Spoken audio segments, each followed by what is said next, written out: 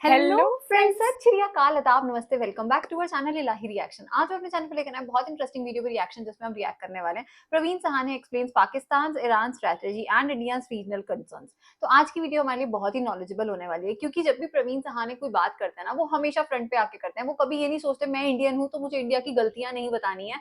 तो मतलब वो जो भी बात करते हैं, हमें उनकी बात बहुत सेंसिबल लगती है और काफी ऑब्जर्वेशन के साथ वो लेकर आते हैं। देखते हैं आज की वीडियो के अंदर क्या कुछ खास जानने को मिलेगा, फिर इसके बारे में बात करेंगे। ईरान का यकीन है कि पाकिस्तान ही उसे सिक्योरिटी देगा। पाक फौज हमारे खिलाफ बड़ी जंग की तैयारी कर रही है। अभी चीन तो दूर, पाकिस्तान से भी नहीं लड़ सकते। परवीन सुहाने का तहलका खेज इंकशाफ, भारतीय मीडिया में कोहराम। लगातार 28 फरवरी से ईरान के ऊपर जो थोपी गई जंग है, उस पर लगातार खबरें देख रहे हैं। अब ये बहुत ही हास्यास्पद एक तरह से स्टेज में ये जंग आ चुकी है, जहां डोनाल्ड ट्रंप इस तरह की उल जलूल बातें और उल जलूल बयान दे रहे हैं, जहां पर ईरान की पर वो आज मिलिट्री नहीं दे रहे, उनका वो तो मजाक पहले उड़ा से ही रही है। देते हैं। लेकिन इस दौरान जो एक बड़ी खबर है, जो मजाक नहीं है, वो ये कि इस पूरे फसाने में जिसका जिक्र नहीं था पाकिस्तान का, उस पाकिस्तान को बातचीत में शामिल कर लिया गया है टर्की, इजिप्ट, ओमान के साथ साथ, कि अब यूनाइटेड स्टेट्स और साथ साथ ईरान के बीच एक तरह की कोई संधि कराने की कोशिश हो रही है, जिस संधि से ईरान ये साथ वाली रिपोर्टर सो गई है क्या? पाकिस्तान जो भारत का पड़ोसी देश होने के साथ साथ हम हाँ, उसे पढ़ रही है, दुश्मन देश भी कहते हैं। मोदी जी हमारे खामोश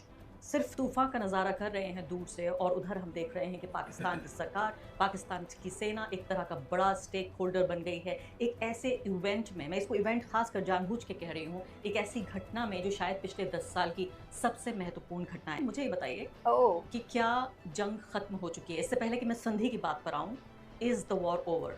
देखिए, एक बहुत बड़ी फेज़ ख़त्म हो चुकी है लड़ाई की, और उस फेज़ में सीधी जीत ईरान की हुई है। मैं क्यों कह रहा हूँ एक बड़ी फेज़ ख़त्म हो चुकी है, क्योंकि अगर अभी कुछ बातचीत नहीं हुई तो हम एक ख़तरनाक फेज़ में चले जाएंगे। उसमें क्या होगा, ईरान क्या करेगा, स्ट्रेट ऑफ हर्मोज़, और ये सब बता चुके हैं कि हम करेंगे, स्ट्रेट ऑफ हर्मोज़ और रेड सी जो है, पर्शियन गल्फ और रेड सी, वो उसमें पूरा ट्रैफिक बंद कर देंगे।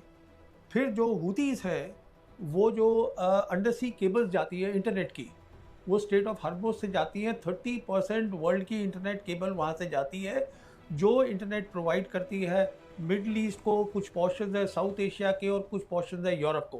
तो वो उसको काट सकती है। ओह हमारा माय देश भी शामिल है गॉड! उसमें? तो उसमें और भी अब हमारे तो देश नेट में के थोड़ा बिना आप अलग है, सोच हिसाब भी नहीं किताब सकते रखा अपनी हुआ लाइफ। हमने। तो वो उसको भी काट सकती है, वो निकल जाएगा। तो आप समझ लीजिए कि वो सारी जो सब कुछ आजकल इंटरनेट पे होता है, सब बिजनेस, फाइनेंसेस, सब खत्म हो जाएगा।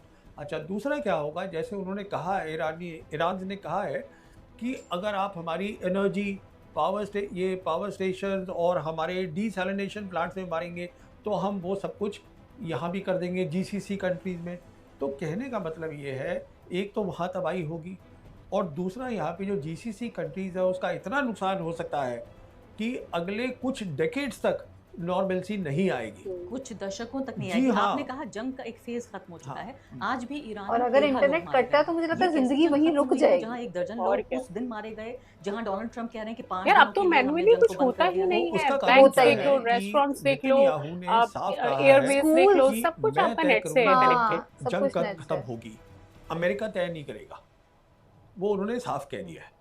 तो वो इजराइल जो है वो अपनी जंग खत्म नहीं कर रहा है, ये तय है। इसीलिए एक खबर और भी आई हाँ, है ये चीज कि समझ नहीं आ रही कि 11 इजराइल बैक कंट्रीज ऑफ ने क्यों नहीं कर अपने रहा। अगर सिटीजन को कहा यूएसए ने है हाथ कि खड़े आप कर दिए हैं तो इजराइल देन को छोड़ के चले व्हाई जाइए, नॉट यार, इजराइल? इजराइल क्योंकि ने तो इजराइल में गाजा बहुत और बमबारी पैलेस्टीन हो के रही टाइम है, पे भी कुछ वहाँ नहीं पर किया, मतलब वो तो सेंसरशिप तब है, भी इसलिए वहाँ कंटिन्यू ही पता नहीं रखा चल हुआ पा रहा है। है कि हो क्या रहा है। सीरियसली।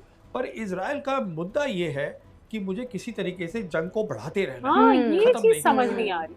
क्योंकि उनका इसी जो अकेले वो लड़ाई लड़ नहीं सकते, अगर और लोग जुड़ते जाएंगे तो उनकी ये सोच है कि वो सारी चीज बढ़ जाती है, वो उनका आपस में स्टेट लोग ऑफ माइंड लड़ेंगे, बहुत ही अजीब और है। वो अपने आप को दे वांट टू इमर्ज जुड़ एज द कौन रहा नंबर है वन इजराइल के साथ? पावर इन द आई रीजन। डोंट थिंक और सो। इस अब दौरान यूएसए को चुनाव भी आ बहुत जाएंगे। ज्यादा सपोर्ट कर अब रहा है, देखिए, वो थोड़ी बहुत चुनाव जब सपोर्ट लड़ाई है होती उसे। है ना, फिर चुनाव नहीं नहीं, मैं होते। तो कह रही हूँ फायदा तो यही करना तो यही चाहते हाँ, हैं वो देखिए, नेतन्याहू। वो दूसरी, हाँ हाँ, लेकिन बोलिए। मैं अब बात करना चाहती हूँ बहुत महत्वपूर्ण बात पर, जो जी। बिल्कुल हमने कहा है कि वॉर हमारे घर आ गई है कई तरीके से। हम्म। पाकिस्तान ये कहाँ से आया, कैसे पाकिस्तान का दखल यहाँ पर हो रहा है? हाँ, इस पूरी जंग में पाकिस्तान को तो अपने घर के अंदर जो है संभालना मुश्किल हो रहा था। लोग अयतुल्ला अली खामनेई की जब हत्या उनकी की गई तो कॉन्सुलेट को जला दिया गया, यूएन के ऑफिस पे हमला कर दिया गया, एक राइट वाली सिचुएशन हो गई थी। अचानक शांति का मसीहा कैसे बन गया हाँ, पाकिस्तान? ये बात देखिए, सोचने वाली ऐसा है है वैसे। कि ऑपरेशन सिंदूर जब हुआ था, उसके बाद से, बल्कि मैंने कुछ वीडियो पे इस पे किए थे, पाकिस्तान की जियोपॉलिटिकल प्रोफाइल बढ़ गई थी बढ़ बहुत गई ज़्यादा। अच्छा और हुआ ये था कि जैसे आज हम जानते हैं दुनिया जो है वहाँ पे 3 बड़ी ताकतें हैं।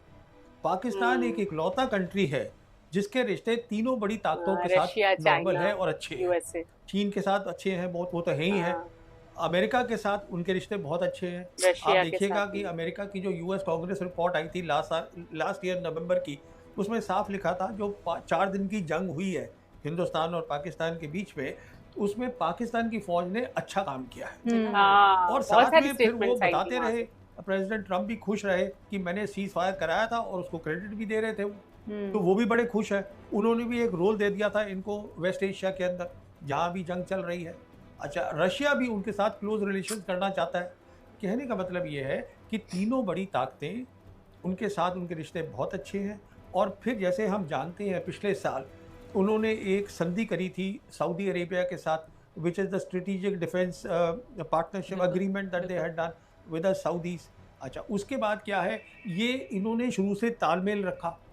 28 फरवरी को जब जंग शुरू हुई है तो army chief field marshal Asif Munir, prime minister उनका और ये जो विदेश साथ में मंत्री मैम बैठी वो हैं तालमेल रख रहे थे चश्मे वाली, ईरान के ये साथ आई भी डोंट थिंक और सो सऊदी किसी के साथ तो मीडिया है से ही, हैं या बाकी किसी और चैनल ताकतों से के हैं, साथ क्योंकि भी इनका जो रोल 4 कुछ काफी ताकतें रिस्पॉन्सिबल इकट्ठी नहीं हो लग गई, रहा मुझे। जो कि उसमें वॉइस शामिल ऑफ है आपके नेशन इजिप्ट है, बैकग्राउंड तो इजिप्ट लगा हुआ है। अरब लीग का वो इकट्ठा कर सकते हैं, फिर ओमान है वो जीसीसी कंट्रीज़ के हैं, फिर टर्की है उनकी अपनी एम्बिशन है पर वो खिलाफ हैं इसराइल के, और फिर पाकिस्तान है, ये चारों हो गए।